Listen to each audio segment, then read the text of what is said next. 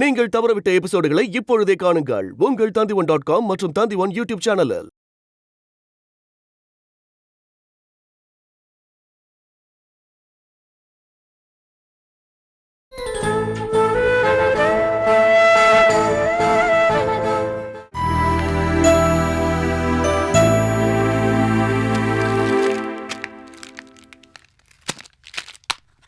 கலை எப்படி இருக்கா?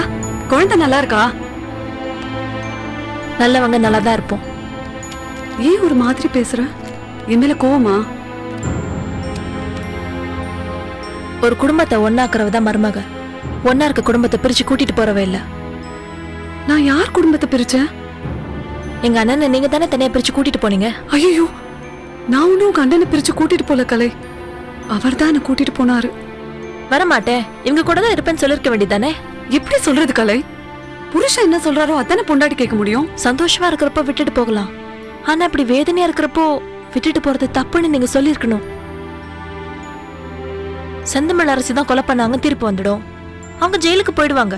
அவங்க மருமகன்னு சொல்லிக்கிட்டா நமக்கு கேவலம்னு நினைச்சிட்டீங்க போல இருக்கு.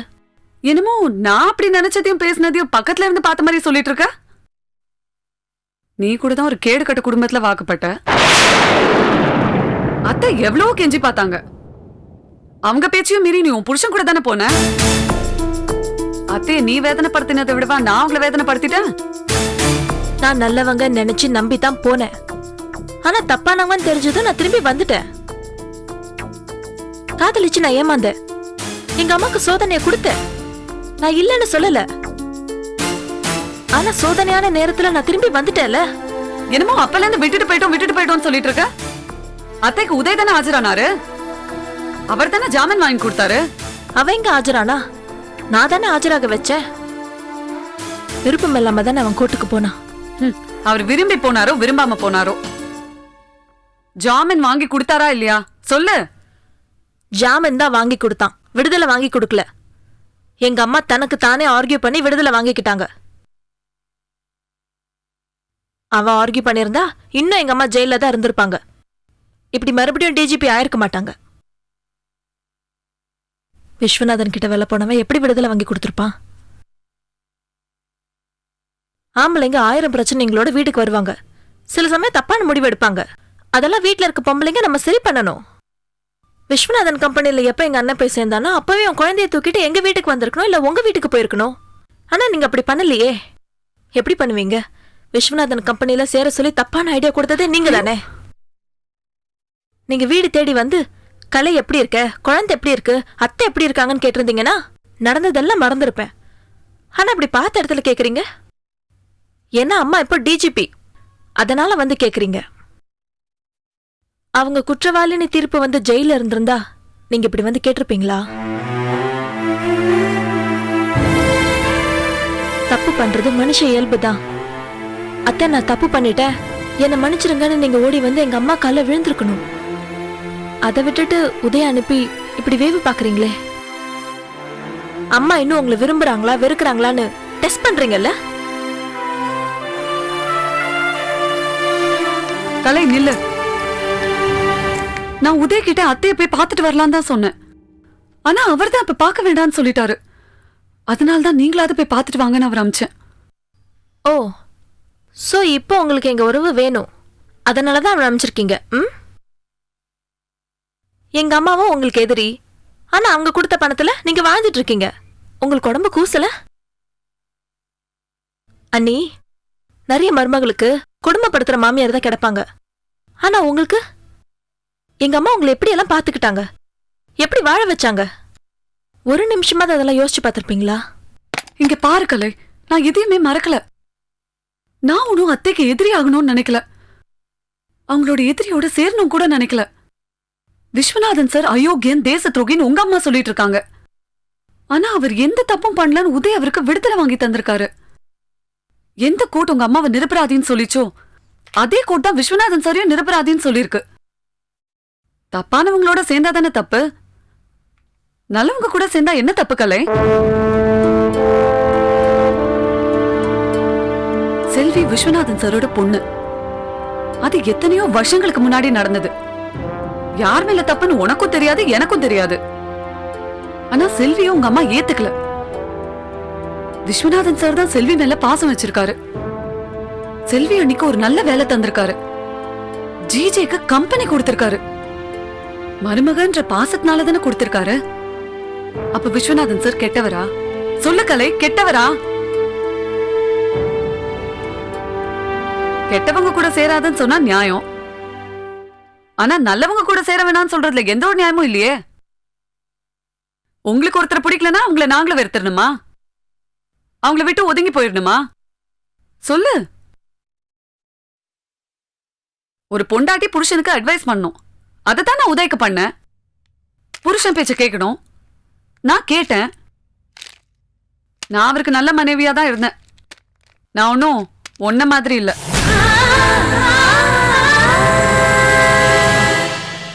என்ன சொன்னீங்க? அப்ப நான் நல்ல மனைவியா இல்லையா? நீ நல்ல மனைவியா தான் இருக்க. ஆனா கண்ணன் நல்ல புருஷனா இல்லையே. எந்த வேலையும் செய்யாம வீட்டுல தண்ட சோறு தானே சாப்பிட்டு இருக்காரு. சுயமா சம்பாதிக்கிற திறமை அவருக்கு இருந்தா எப்போ அவர் தனியா போயிருப்பார்ல. இப்ப சொல்றியே உங்க அம்மா வேதனைப்படுற நேரத்துல நாங்க அவங்கள தனியா விட்டு போயிட்டோன்னு. தனியா போயிருந்தா சொல்லிருப்பியா? சொல்லு, சொல்லிருப்பியா? என் புருஷனுக்கு திறமை இருக்கு, அறிவு இருக்கு. அந்த திறமையும் அறிவையும் யார் மதிக்கிறாங்களோ அவங்க நல்லவங்களா இருந்தா கண்டிப்பா அவங்க பக்கம் தான் நாங்க சேருவோம். அதை கேட்க யாருக்குமே ரைட்ஸ் இல்ல. விஸ்வநாதன் சார் சம்பாத்தியத்துல நாங்க சாப்பிடுறது நல்ல சாப்பாடு. அது என் புருஷன் சம்பாத்தியத்துல வந்தது. ஆனா நீயும் உன் புருஷனும் சாப்பிடுறீங்க பாரு, அது உங்க அம்மா சம்பாத்தியத்துல வந்தது. அது நல்ல ஞாபகத்துல வச்சுக்கோ கலை. வேண்டாம், நான் பேச ஆரம்பிச்சா நிறைய பேச வேண்டி இருக்கும். இனிமேலாவது நீங்க நல்லவங்க நாங்க கெட்டவங்கன்னு சொல்லிட்டு இருக்காத. புரிஞ்சுக்கோ. எங்களுக்கு யாரோட அட்வைஸும் தேவையில்லை. எங்களுக்குன்னு சுய புத்தி இருக்கு.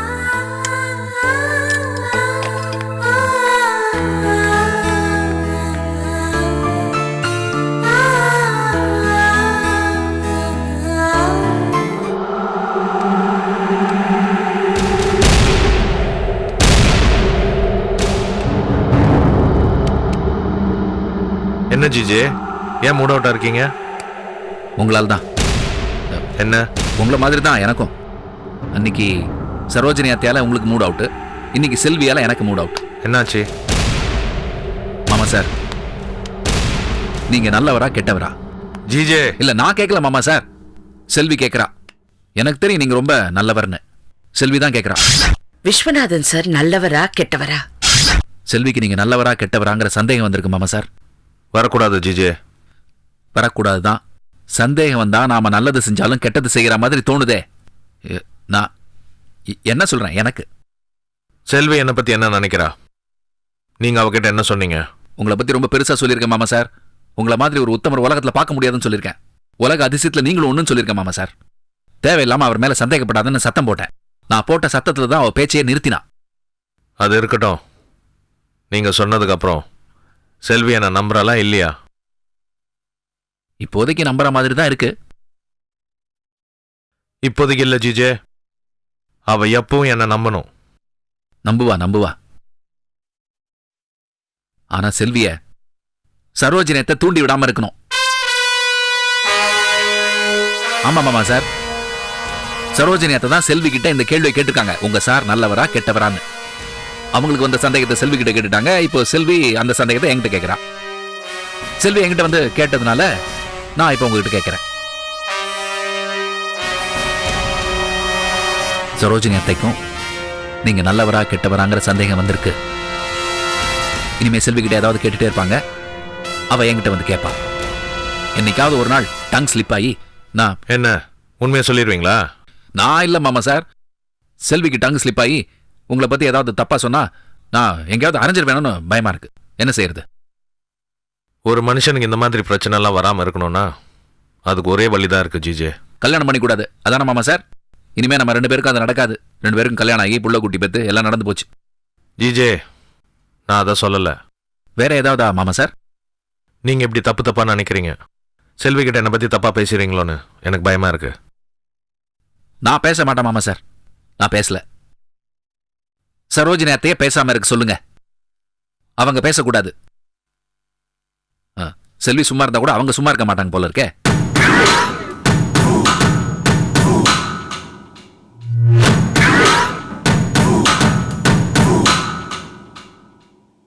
நீங்கள் செல்வியை பார்த்துக்கோங்க, சரோஜினியை நான் பார்த்துக்கிறேன். இது நியாயம். இந்த டீல் எனக்கு பிடிச்சிருக்கு மாமா sir. No my mood is fine.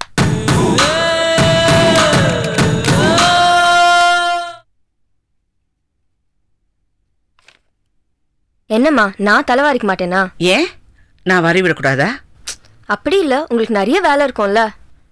என்ன வேலை இருந்தாலும் பிள்ளைங்களுக்கு பணிவிட செய்யறது ஒரு சந்தோஷம்தான். உனக்கு தெரியுமா, தாமரை கூட எனக்கு இப்படித்தான் தலைவாரி விடுவா. நான் கூட கேட்பேன், நான் என்ன குழந்தையா, எனக்கு தலைவார தெரியாதான்னு. உனக்கு வாரி விடுறதுல எனக்கு ஒரு சந்தோஷம்னு சொல்லுவா.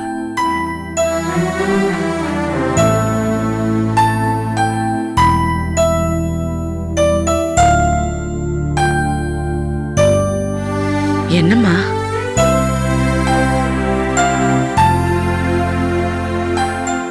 அம்மா ஞாபகம் வந்துருச்சா?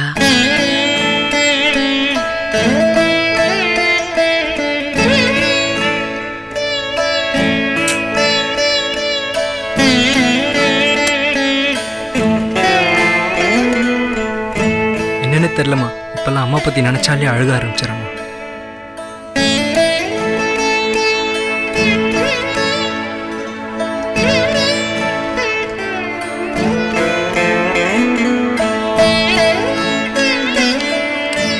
என்ன செல்வி, என்ன என்னாச்சு?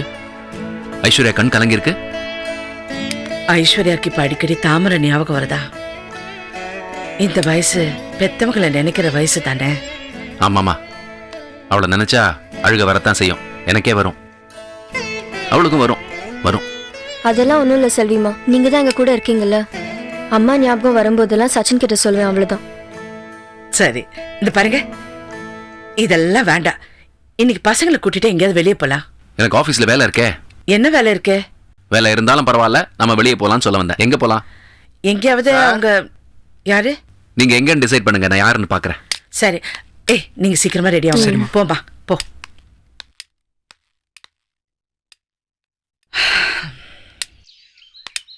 வணக்கம் சார். யார் வேணும்? என் பேர் கல்யாணராமன், கல்யாண தரகர் சார். கல்யாண தரகருங்கிறதுனால கல்யாணராமன் பேர் வச்சிட்டீங்களா? நான் வச்சுக்கல சார், எங்க அப்பா அம்மா எனக்கு வச்ச பேர். ஓ, அவங்க அப்படி பேர் வச்சதுனால இந்த தொழிலுக்கு வந்துட்டீங்களா? நான் இன்னொரு கல்யாணம் பண்ணிக்க போறேன்னு யாராவது சொன்னாங்களா? எனக்கு ஏற்கனவே 2 கல்யாணம் ஆயிடுச்சு. இன்னொரு கல்யாணம் பண்ணிக்கிட்டானா வீட்டில் திட்டுவாங்க. என்னது? இவர் கல்யாணராமன், மேரேஜ் புரோக்கர். நான் இன்னொரு கல்யாணம் பண்ணிக்கணும்னு துடிக்கிறாரு. என்ன முறைக்காத, அவர்கிட்ட கேளு. நீங்க வாங்க, உட்காருங்க, வாங்க. சொல்லுங்க, என்ன விஷயம்? உங்க வீட்டில் ஐஸ்வர்யான்னு ஒரு பொண்ணு இருக்கிறதா கேள்விப்பட்டேன். என்கிட்ட ஒரு நல்ல வரன் இருக்கு, நல்ல படிச்ச பையன். அமெரிக்காவில் சாஃப்ட்வேர் இன்ஜினியரா வேலை பார்க்கறாரு. உங்களுக்கு தான் தெரியுமே, சாஃப்ட்வேர் இன்ஜினியரா வேலை பார்த்தா எவ்வளவு சம்பளம் கிடைக்கும்னு. அதனால உங்க பொண்ணோட ஜாதகத்தை கொடுங்க, நான் பையனோட ஜாதகத்தை வாங்கிட்டு வரேன். கல்யாணராமன், உங்களுக்கு ஏதாவது இங்க இருக்கா? என் பொண்ணு சின்ன பொண்ணுங்க, படிச்சுட்டு இருக்கு. இப்ப அவளுக்கு கல்யாணம் பண்ண போறோம்னு உங்ககிட்ட சொன்னமா? எதுக்கு மாப்பிள்ளை எல்லாம் தேடி? வீட்டுல பொம்பளை புள்ளன்னு இருந்தா 4 பேர் வந்து கேட்கத்தான் செய்வாங்க. ஏன் இப்படி கோவப்படுறீங்க? அதுக்கு அவங்க கேட்கறதுல ஒண்ணு தப்பு இல்லைங்க. அதுக்கு இல்ல செல்வி, இப்போ கல்யாணம் பண்றதுன்னா சும்மாவா? அதுக்கு எவ்வளவு செலவு இருக்கு? அதுக்கெல்லாம் நம்ம ரெடி பண்ண வேணாமா? இஷ்டத்துக்கு அவங்க கேட்டாங்கன்னா நம்ம உடனே சரின்னு சொல்லிட முடியுமா? இப்ப 4 பேர் கேட்டுட்டு வருவாங்க, அப்புறம் நம்ம பொண்ணுக்கு கல்யாணம் ஆசை வந்துடும். கல்யாணம் பண்ற வயசா அவளுக்கு? இவங்க கேட்டா உடனே கல்யாணம் பண்ண முடியுமா? அதுக்கெல்லாம் தயாராக வேண்டாமா? அதுக்காக யாரையும் பொண்ணு கேட்டு வராதீங்கன்னு சொல்ல முடியுமா? சரி, அவர் அனுப்பு, அப்புறம் நம்ம பேசுவோம். சாரிங்க, எங்க பொண்ணுக்கு இப்ப கல்யாணம் பண்றதா இல்ல. நான் கேட்கறத கேட்டுட்டேன், நீங்களும் சொல்றத சொல்லிட்டீங்க. இதுல நான் வருத்தப்படுறதுக்கு என்னமா இருக்கு? அப்ப நான் வரேங்க. வாங்க. அடிக்கடி வர வேண்டாம், சொல்லி அனுப்பிச்சா வந்தா போதும். சரிங்க. சாஃப்ட்வேர் இன்ஜினியர் அமெரிக்கால ஒர்க் பண்றான்னு சொல்லுவாங்க. பொண்ணை கட்டி கொடுத்தா ஓடுற கார்ல தள்ளி விட்டுருவானுங்க. மாப்பிள்ளை பத்தி சரியா விசாரிக்காம பொண்ணு கொடுத்தா அப்படிதாங்க நடக்கும். ஐஸ்வர்யா கட்டிக்கிறவன் வசதி இருக்கோ இல்லையோ, ஒரு நல்லவரை பார்த்து கொடுக்கணுங்க. செல்வி, இப்ப இல்லைங்க.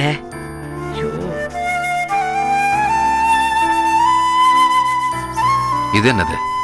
புதுசா ஒரு கதை ஆரம்பிச்சிருக்காங்க. என் பொண்ணு கல்யாணம்னா அப்ப எனக்கு வயசாயிடுச்சா? ஒத்துக்க கூடாது.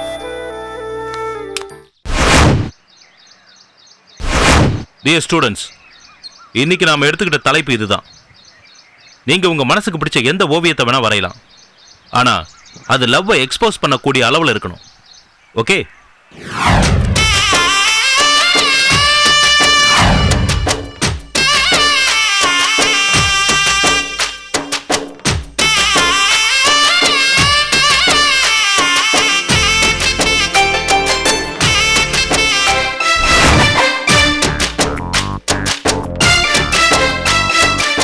காதல், அதுக்கு ஆப்டான படம் இதுதான். Aishwarya, please come.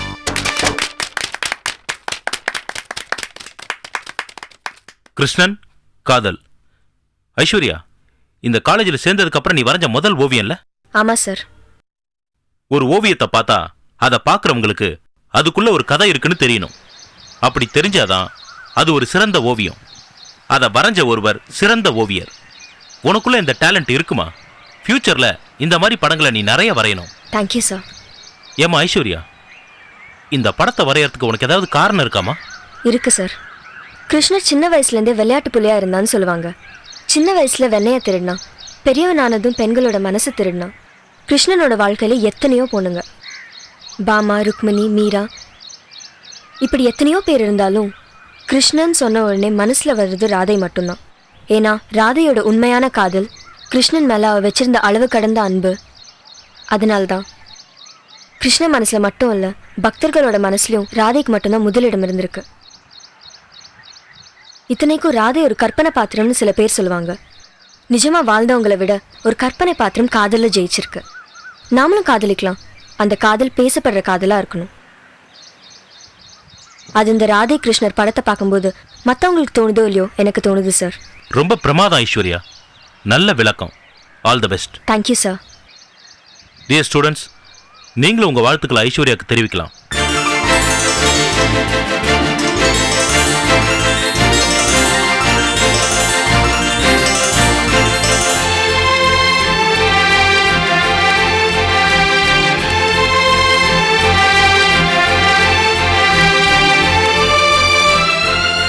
உங்க ராதாகிருஷ்ண பெயிண்டிங் சூப்பர்.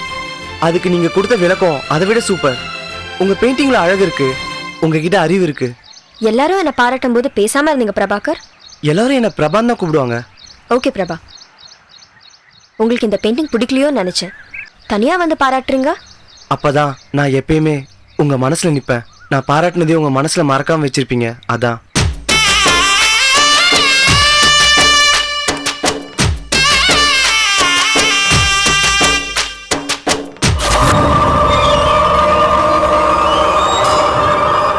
ஊர்ல இருந்து எங்க அம்மா ஃபோன் பண்ணாங்க. எவனா? ஏன் கல்யாணம் பண்ணி சொல்லி தொந்தரவு பண்றாங்களா?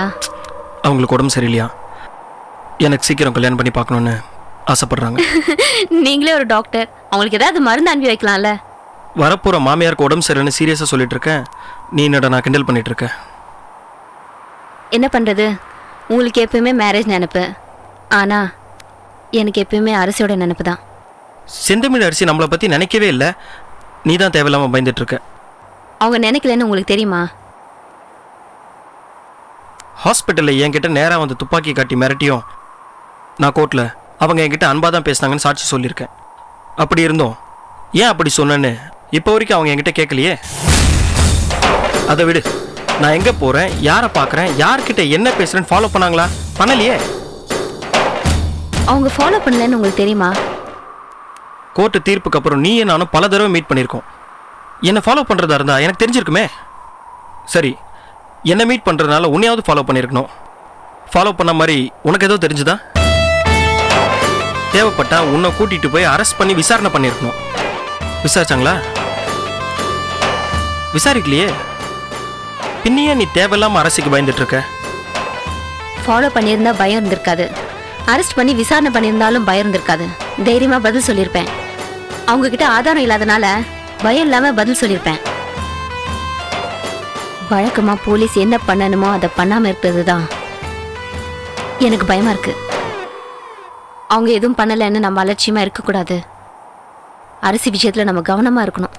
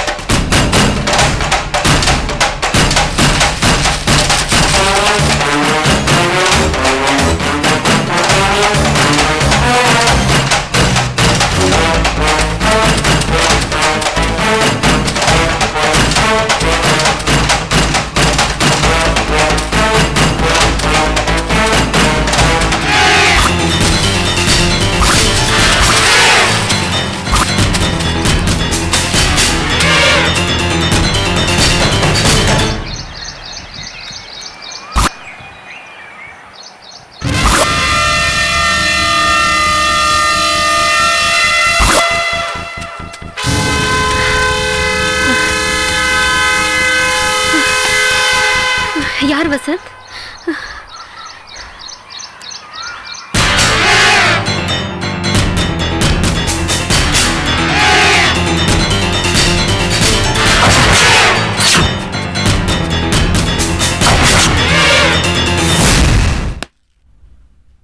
சொல்லுங்க ராம். மேடம், உங்களுக்கு வந்து காலை ட்ரேஸ் பண்ணோம். இடத்த கண்டுபிடிச்ச ஆன ஆளுங்களை கண்டுபிடிக்க முடியல.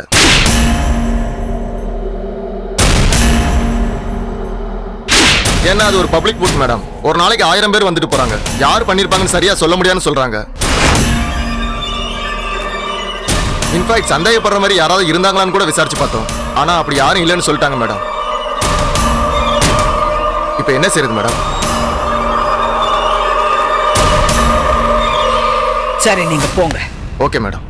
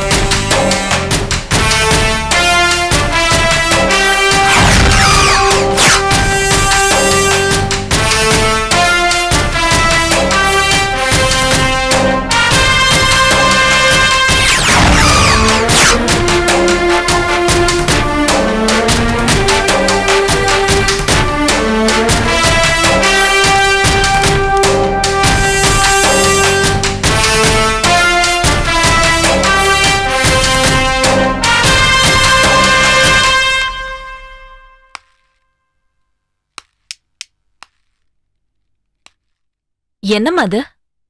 அப்பாவை யார் கொலை பண்ணாங்க, எதுக்காக கொலை பண்ணாங்க, யார் மேல எல்லாம் சந்தேகப்படுறதுக்கு வாய்ப்பு இருக்குன்னு ஒரு லிஸ்ட் போட்டு வச்சிருக்கேன்.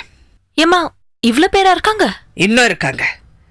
ஆனா முக்கியமா இருக்கிறவங்க இவங்க மட்டும்தான். எதை வச்சு இவங்க மேல சந்தேகப்படுறீங்க? நீ ஆரம்பத்துல இருந்து யோசனை பண்ணி பார்க்கலை. 143 பேர் செத்த கேஸ்ல விசாரணை கமிஷன் நீதிபதியா உங்க அப்பாவை போட்டாங்க. அவர் விசாரிச்சதுக்கு அப்புறம் இந்த கேஸ்ல சரியான எவிடன்ஸ் இல்ல, போலீஸோட சப்போர்ட் இல்லைங்கிறதுக்காக என்ன ஸ்பெஷல் ஆபீசரா கொண்டு வந்தாங்க. நான் உண்மையை கண்டுபிடிச்சேன். என்ன டிஸ்டர்ப் பண்ண ஆரம்பிச்சாங்க. இப்ப வரைக்கும் என்ன டிஸ்டர்ப் பண்ணிக்கிட்டே இருக்காங்க. அதுவும் உங்க அப்பாவோட கொலை வரைக்கும் போயிருக்கு. இதுதான் காரணம்னு நினைக்கிறீங்களாமா? நிச்சயம் அதுதான் காரணமா இருக்கும். இந்த கேஸ நான் கண்டுபிடிச்ச முதல் குற்றவாளி ஜிஜே. அவரை விசாரிச்சதுல நல்ல தம்பி எனக்கு மாட்டினான். அவனை அரெஸ்ட் பண்ணதுக்கு அப்புறம் விஸ்வநாதனுங்கிற ஒருத்தன் இருக்கான்னு தெரிஞ்சது. எல்லாத்துக்கும் காரணம் இந்த விஸ்வநாதன் தானே தெரிஞ்சது. இந்த 3 பேரும் என்னால பாதிக்கப்பட்டவங்க, என்ன பழி வாங்கணும்னு நினைக்கிறவங்க. இதுல ஜிஜே நல்லவரா திருந்தி வாழ்ந்துகிட்டு இருக்காரு. இருந்தாலும் நம்ப முடியாது. மிச்சம் இருக்கிறது இந்த விஸ்வநாதனும் நல்ல தம்பியும். அவங்க இந்த கொலையை பண்றதுக்கு வாய்ப்பு இருக்கு. இதுல இன்னொரு விஷயம், விஸ்வநாதனும் நல்ல தம்பியும் உங்க அப்பாவை சுடுறதா இருந்தா அவங்க துப்பாக்கியால தானே சுட்டுருக்கணும். ஏன் என் துப்பாக்கியால சுட்டாங்க? உங்களை மாட்டி விடணும்னு நினைச்சிருக்கலாமா? அப்படி பண்ணிருந்தா வீட்ல இருந்து ஏன் கன் எப்படி காணாம போச்சு? அதை யார் எடுத்தாங்க? உதய் சொல்ற மாதிரி நம்ம வீட்டுக்கு அடிக்கடி வந்துட்டு போறவர் ஜிஜே. அவர் இந்த கன்னை எடுத்தாரா? எதுக்காக எடுக்கணும்? மா, நீங்க ஜிஜேவை அரெஸ்ட் பண்ணிருக்கீங்க. ஒருவேளை அதனால உங்களை பழி வாங்கணும்னு நினைச்சிருக்காரோ? அவர் பழி வாங்கணும்னு நினைச்சிருந்தா என்ன இல்ல பழி வாங்கணும்? ஏன் உங்க அப்பாவை சுடணும்? அப்ப இந்த ஜிஜேக்கும் விஸ்வநாதனுக்கும் என்ன உறவு? மாமன் மருமகங்கிற உறவை தாண்டி வேற உறவு இருக்கா? இல்ல நீ சொன்ன மாதிரி இந்த துப்பாக்கியை கொடுத்ததுக்காக ஜிஜேக்கு விஸ்வநாதன் கம்பெனியை கொடுத்தாரா? அதுவும் இல்லாம நல்ல தம்பிக்கு சாதகமா ஜிஜே சாட்சி சொல்லிருக்காரு. ஏன்னு கேட்டா எல்லாரையும் கொன்னிடுவேன்னு மிரட்டினதா ஜிஜே சொன்னாரு. அந்த விஷயம் ஏன் என்கிட்ட முன்னாடி சொல்லல? ஏன் சொல்லல? அப்ப இந்த ஜிஜே, விஸ்வநாதன், நல்ல தம்பி, இந்த 3 பேரும் என்ன ஒண்ணா? இப்ப புதுசா சிங்க பெருமாளும் கூட சேர்ந்திருக்காரு. அதுக்கு என்ன காரணம்? எனக்கு ஒரு விஷயம் தெளிவா தெரியுது கலை. இந்த 4 பேருக்கும் ஏதோ ஒரு சம்பந்தம் இருக்கு. அது என்ன? இது எல்லாத்தையும் விட உங்க அப்பாவோட உடம்புல இன்னொரு புல்லட் இருந்தது. அந்த துப்பாக்கியை வாங்கினது ஒரு பொண்ணு. அந்த பொண்ணு யாரு? இந்த பொண்ணுக்கு இந்த கேஸுக்கு என்ன சம்பந்தம் இருக்கு? போஸ்ட்மார்ட்டம் பண்ண டாக்டரை நான் மிரட்டினேன். ஆனா அந்த டாக்டர் நான் ரொம்ப அன்பா பேசினதா கோர்ட்ல போய் சொன்னாரு. ஏன் சொன்னா? அவன் பின்னாடி யார் இருக்கு, யாராவது காப்பாத்தணும்னு நினைக்கிறானா? இந்த 4 பேருக்கும் இந்த டாக்டருக்கும் சம்பந்தம் இருக்கா? எனக்கு ஒருத்தன் போன் பண்ணி கார்த்திகேயனை சுட்டது யாரு எனக்கு தெரியும்னு சொன்ன. ஆனா அதுக்கப்புறம் அவன்கிட்ட இருந்து போனே வரல. அந்த காலையும் ட்ரேஸ் பண்ண முடியல. அந்த வாய்ஸ கேட்கும் போது 30 வயசுக்குள்ள இருக்கிற மாதிரி இருக்கு. அவன் யாரு? சரி, இப்ப என்னம்மா பண்றது? இந்த 4 பேர்கிட்ட இருந்து எப்படி உண்மையா வர வைக்க போற? இந்த டாக்டர் பின்னாடி யாரு? அந்த பொண்ணு யாரு? அந்த கிராங்க் கால் பண்ணானே அவன் யாரு? சரி, இதெல்லாம் எப்படிம்மா கண்டுபிடிக்க போறீங்க?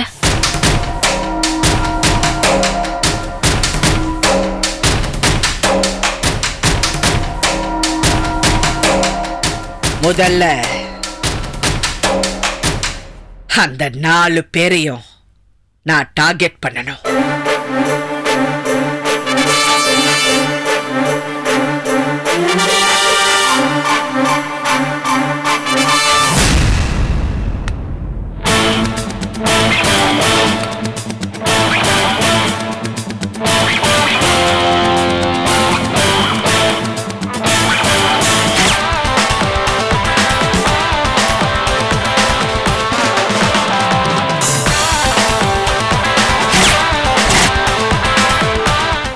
எவ்வளோ ட்ரை பண்ணியும் எந்த ஃபோன்லேருந்து வந்ததுன்னு கண்டுபிடிக்க முடியல முதலாளி.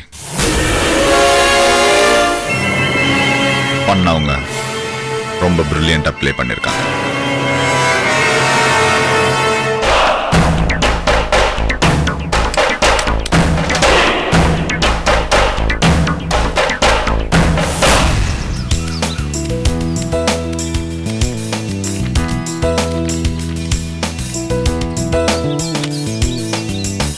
சூப்பர். தேங்க்ஸ் பிரபாகர். சாரி, எல்லாரும் கூப்பிடுற மாதிரி பிரபா. நான் சொன்னதை மறக்காம இருக்கீங்க. மறக்கிற மாதிரி நீங்க சொல்லலையே. நான் பேரை சொன்னேன். நான் உங்க பாராட்ட சொன்னேன். நேத்து நீங்க சொல்லாத இன்னொரு விஷயத்த நான் சொல்லவா? என்ன? நீங்க சொன்னீங்களே ராதேன்றது கற்பனை கேரக்டர்னு. அது கற்பனை கேரக்டர் இல்ல, நிஜம். அப்புறம் இன்னொன்னு சொன்னீங்களே, கற்பனை பார்த்திருந்தா காதல ஜெயிக்கும்னு. ஏன் நிஜத்துல கூட காதல ஜெயிச்சவங்க இருக்காங்களே. கிருஷ்ண ராதா மேல எவ்வளவு அன்பு வச்சிருந்தான்னு தெரியுமா உங்களுக்கு? ராதா கிருஷ்ண மேல வச்சிருந்த அன்பை விட அவர் வச்சிருந்த அன்பு தான் அதிகம். ஆனா அது வெளியில யாருக்கும் தெரியல. மீராவை கிருஷ்ண நேர்ல வந்து காதலிக்கல, ஆனா ராதையை மட்டும்தான் நேர்ல வந்து காதலிச்சிருக்காரு. கிருஷ்ணன் எவ்வளவுதான் கலாட்டா பண்ணியிருந்தா கூட அதை அவர் ரசிச்சா, அவர் காதலை ஏத்துக்கிட்டா. நேத்தி என்ன பாராட்டும் போது சொல்லவே இல்லையே. ஒரே நேரத்துல எல்லாத்தையுமே சொன்னா மறந்து போயிடும். அதனால நான் நேத்து சொன்னது மறக்கக்கூடாது, இப்ப சொன்னது மறக்க கூடாது. அதனாலதான் தனித்தனியா சொல்றேன். அப்ப நான் என்ன மறமண்டேயா? அப்படி இல்ல, 10ஓட 11 போயிடக்கூடாதுல்ல, அதுக்கு சொன்னேன். நாளைக்கு சொல்றதுக்கு ஏதாவது மிச்சம் வச்சிருக்கீங்களா? பாத்தீங்களா, நீங்களே நான் ஏதாவது சொல்லணும்னு எதிர்பார்க்கறீங்களா? எனக்கு காதல் ரொம்ப பிடிக்கும். ஆனா எப்போ எப்படி வரும்னு யாருக்கும் தெரியாது. மின்னல் மாதிரி திடீர்னு வரும். எனக்குள்ள எப்ப மின்னல் வரப்போகுதுன்னு தெரியல. காதலிக்கிறது கஷ்டம் இல்ல, காதலிச்ச பிறகுதான் கஷ்டம். நான் காதலிக்கிற பொண்ணுக்கு தகுந்த மாதிரி என்ன மாத்திக்கணும்னு ஆசைப்படுறேன். அவளுக்கு உண்மையா இருக்கணும், நடிக்க கூடாதுன்னு நான் நினைக்கிறேன். சரி, இதெல்லாம் ஏன் என்கிட்ட சொல்றீங்க? தெரியல, ஏதோ சொல்லணும்னு தோணுச்சு சொன்னேன். பாய். பாய்.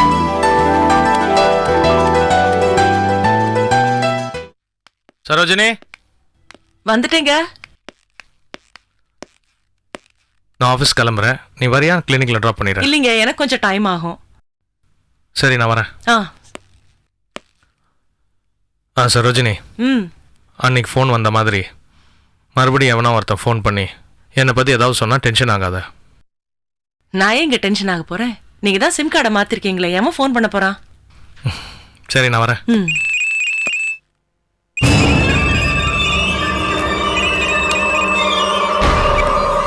Hello, doctor Sarojini speaking. Mister Viswanathan wife தாங்க பேசுறேன். எக்ஸ்கியூஸ் மீ, கம்பெனி விஷயங்கள்லாம் நீங்க அவர்கிட்ட தான் பேசணும். யா பேசுங்க. Yes, he is in the office. பேசுங்க.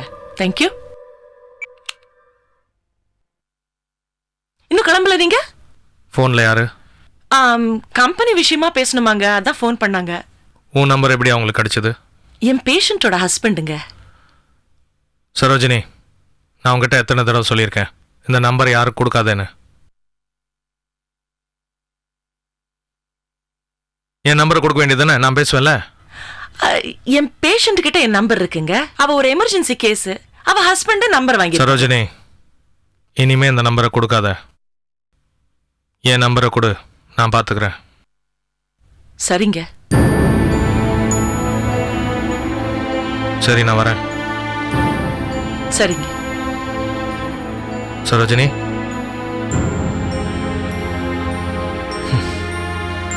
சரி நான் ஆஃபீஸ் போகணும். சரி போயிட்டு வாங்க.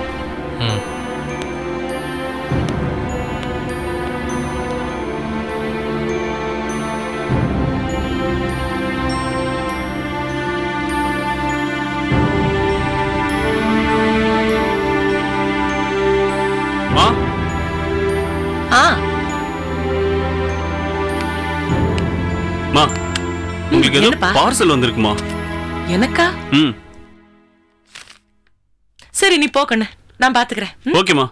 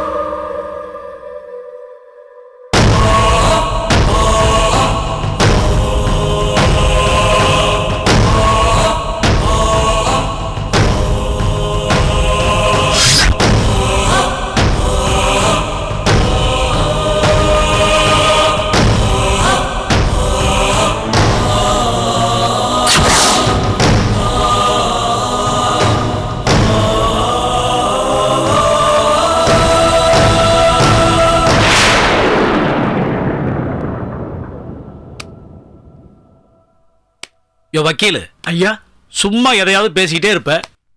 இன்னைக்கு என்ன எதுவுமே பேசாம இருக்க? நான் எது சொன்னாலும் உங்களுக்கு தப்பாப்படுது. இப்போ கூட ஒன்று நினைக்கிறேன், அதை சொன்னா நீங்க கோவப்படுவீங்க. யோ, நான் உன் மேல கோவப்பட்டா குற்றாலத்தில் குளிச்ச மாதிரி இருக்கியா? அதான் சரி, இன்னைக்கு நான் கோவப்படல. நீ மனசுல நினைச்சதை சொல்லு. நீங்க அந்த விஸ்வநாதன் கூட தொடர்பு வச்சிருக்கிறதும் அவரை போய் அடிக்கடி மீட் பண்றதும் எனக்கு பிடிக்கல. விஸ்வநாதனுக்கும் அரசிக்கும் ஏதோ பிரச்சனை. அந்த பிரச்சனையில விஸ்வநாதன் அரசிக்கிட்ட உங்களை மாட்டி விட்டா? யோ வக்கீலு, நாட்டில் எல்லாரும் புது கூட்டணிக்கு அலைஞ்சிக்கிட்டு இருக்காங்க. நானும் புதுசாக ஒரு கூட்டணி சேரலான்னு பார்த்தேன். ஆனால் பிரச்சனை வர்றதுக்கு முன்னாலேயே நான் வெளியே வந்துடுவேன். பொண்ணுத்தாயே, என்ன பொண்ணுத்தாயே, பல்லு வலிக்குதுன்னு சொன்ன, டாக்டர் போய் பார்த்துட்டியா? போயிட்டு வந்ததை அக்கறையா விசாரிக்கிறீங்களாக்கோ? பொண்டாட்டி பல்லு வலின்னு சொன்னாலே அவளை ஒரு டாக்டர்கிட்ட கூட்டிட்டு போவோன்னு அக்கறை இருக்கா உங்களுக்கு? நீங்களும் என் கூட ஹாஸ்பிட்டலுக்கு வாங்கன்னு தானே சொன்னேன், வந்தீங்களா? ஏண்டி, நானா வந்து பல்ல புடுங்க போறேன்? டாக்டர் தானே புடுங்க போறாரு. அதுக்கு நான் ஏண்டி அங்க வரணும்? அதான் கருணாவை கூட அனுப்பிச்சேன்ல. டே கருணா, டாக்டர் பார்த்துட்டீங்கல்ல? பார்த்தாச்சுண்ணே. அப்புறம் என்ன டாக்டர் என்ன சொன்னாரு? 2 நாள்ல நான் செத்துருவேன்னு சொன்னாரு. 2 நாள் ஆகும்னாரா? அவ்வளவு லேட் ஆகும்னாரா சாகிறதுக்கு? யோ வக்கீலு ஐயா, முதல்ல அந்த டாக்டர் மாத்தனையா. என்ன பாக்குற? இப்படி என் மேல கோவப்பட்டு பல்ல கடிச்சதுனால தாண்டி உனக்கு பல்லு வலி வந்துச்சு. முதல்ல கோபத்தை நிறுத்து. பொம்பளைங்க அதிகமா கோவப்படக்கூடாது. நாளையில இருந்து யோகாசனம் பண்ணு, கோபம் குறையும். போ, உள்ள போய் ரெஸ்ட் எடு. ஹலோ, நான் இன்ஸ்பெக்டர் பேசுறேன். அரசி மேடம் சாரை பார்க்கணும். இந்த ஒரு நிமிஷம். அண்ணா, அரசி மேடம் உங்களை பார்க்கணுமா? அரசி எதுக்குடா என்ன பார்க்கணும்னு சொல்றாங்க? என்னென்ன சொல்ல? டேகர்னா, நான் வீட்டில் இல்ல வெளியே போயிருக்கேன்னு சொல்லிடு.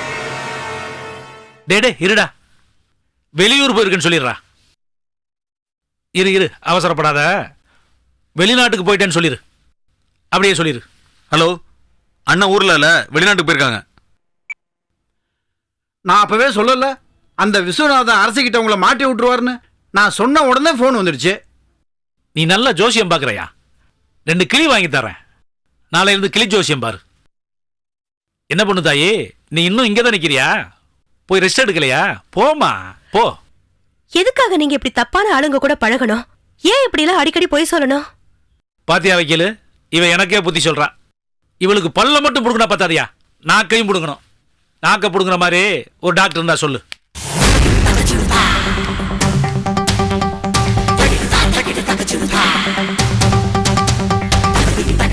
எதுக்காக அரசி என்ன பார்க்கணும் ஃபோன் பண்ண?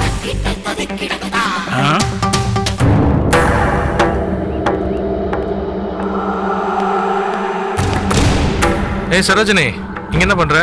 எப்போ கிளினிக்ல இருந்து வந்த? ஏய் என்னாச்சு? ஏன் கண்ணெல்லாம் செவந்து போயிருக்கு? எதுக்கு அலற?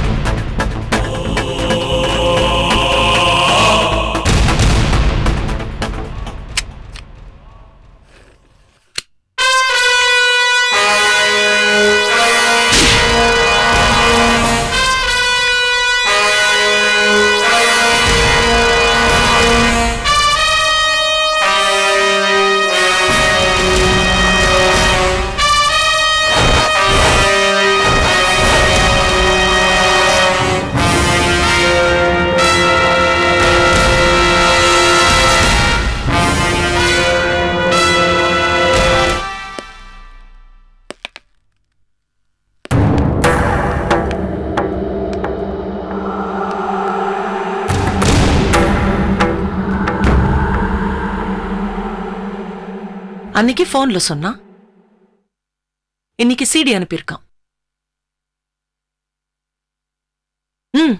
சொல்லுங்க. இதுல இருக்கிறதெல்லாம் நீங்க பண்ணினதா? என்ன சரோஜினி குழந்தை மாதிரி கேட்குற? இவ்வளோ ஆதாரங்கள் வச்சிருக்காங்க, நான் தான் பண்ணேன்னு சொல்றாங்க. என்னை அரெஸ்ட் பண்ண வேண்டியதானே? எதுக்காக உனக்கு ஃபோன் பண்ணி சொல்லணும், இந்த சிடி அனுப்பணும்? என்ன சரோஜினி, இன்னும் உனக்கு புரியல? இதெல்லாம் செந்தமிழரசியோட வேலை அப்படின்னு சொல்றீங்களா?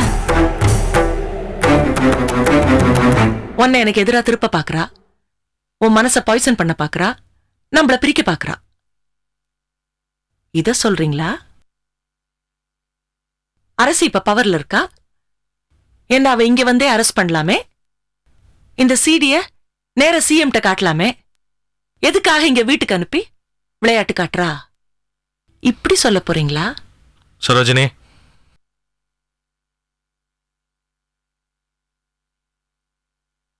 செல்விய நம்ம அவ கூட சேர விடாம பிரிச்சுட்டோம்னு அவளுக்கு ஆத்திரம், அந்த ஆத்திரத்துல நம்மள பிரிக்க பாக்குறா. இத சொல்ல போறீங்களா? இந்த எக்ஸ்கியூஸ்ல எந்த எக்ஸ்கியூஸ சொல்றீங்க? இல்ல மூணுத்தையுமே சொல்றீங்களா? Which is it? ஆமா, அவன் ஃபோன்ல சொன்னதும் நீ சிடியில பார்த்ததும் எல்லாமே உண்மைதான். நான் தேச துரோகி தான், நாட்டை அழைக்கணும்னு நினைக்கிறவன் தான். என்னை அரெஸ்ட் பண்ணி உள்ள வைங்கன்னு நானே உள்ள போய் உட்காந்துக்கிறேன். சொல்லு, நானே சரண்டர் ஆயிடுறேன். நீ என்ன சந்தேகப்பட்டு நான் நிம்மதி இல்லாமல் இருக்கிறத விட செய்யாத தப்ப நான் தான் செஞ்சேன்னு சொல்லி உள்ள இருக்கிறது எவ்வளோ பெட்டர். ஒவ்வொரு நாள் இப்படி செத்து செத்து பொழிக்கிறத விட ஒரேடியாக செத்து போகலாம் சரோஜினி.